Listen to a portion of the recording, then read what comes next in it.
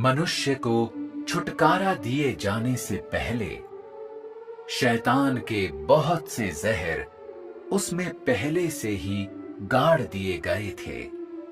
हजारों वर्षों तक शैतान द्वारा भ्रष्ट किए जाने के बाद मनुष्य के भीतर पहले ही ऐसा स्वभाव है जो परमेश्वर का विरोध करता है। इसलिए जब मनुष्य को छुटकारा दिया गया है तो ये छुटकारे से बढ़कर और कुछ नहीं है। जहां मनुष्य को एक ऊंची कीमत पर खरीदा गया है, परंतु भीतर का विषैला स्वभाव नहीं हटाया गया है। मनुष्य जो इतना अशुद्ध है, उसे परमेश्वर की सेवा करने के योग्य होने से पहले एक परिवर्तन से होकर अवश्य गुजरना चाहिए। न्याय और ताड़ना के इस कार्य के माध्यम से मनुष्य अपने भीतर के गंदे और भ्रष्ट सार को पूरी तरह से जान जाएगा और वो पूरी तरह से बदलने और स्वच्छ होने में समर्थ हो जाएगा। केवल इसी तरीके से मनुष्य परमेश्वर के सिंहासन के सामने वापस लौटने के योग्य हो सकता है। वो सब कार्य जिसे आज किया गया है, वो इसलिए है ताकि मनुष्य को स्वच्छ और परिवर्तित किया जा सके। न्याय और ताड़ना के वचन के द्वारा और साथ ही शुद्धिकरण के माध्यम से मनुष्य अपनी भ्रष्टता को दूर फेंक सकता है और उसे शुद्ध किया जा सकता है। इस चरण के कार्य को उद्धार का कार्य मानने के बजाय ये कहना कहीं अधिक उचित होगा कि ये शुद्ध करने का कार्य है। सच में ये चरण विजय का और साथ ही उद्धार के कार्य का दूसरा चरण है। मनुष्य को वचन द्वारा न्याय और ताड़ना के माध्यम से परमेश्वर के द्वारा प्राप्त किया जाता है। शुद्ध करने, न्याय करने और खुलासा करने के लिए वचन के उपयोग के माध्यम से मनुष्य के हृदय के भीतर की सभी अशुद्धताओं, अवधारणाओं, प्रयोजनों और व्यक्तिगत आशाओं को पूरी तरह से प्रकट किया जाता है।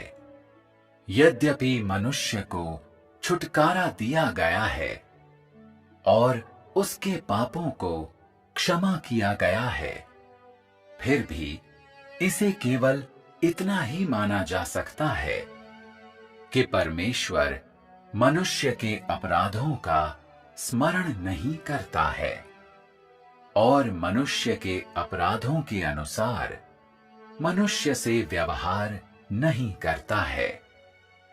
हालांकि जब मनुष्य जो देह में रहता है, जिसे पाप से मुक्त नहीं किया गया है, वो भ्रष्ट शैतानी स्वभाव को अंतहीन रूप से प्रकट करते हुए केवल पाप करता रह सकता है। यही वो जीवन है जो मनुष्य जीता है, पाप और क्षमा का एक अंतहीन चक्र। अधिकांश मनुष्य दिन में सिर्फ इसलिए पाप करते हैं ताकि शाम को स्वीकार कर सके।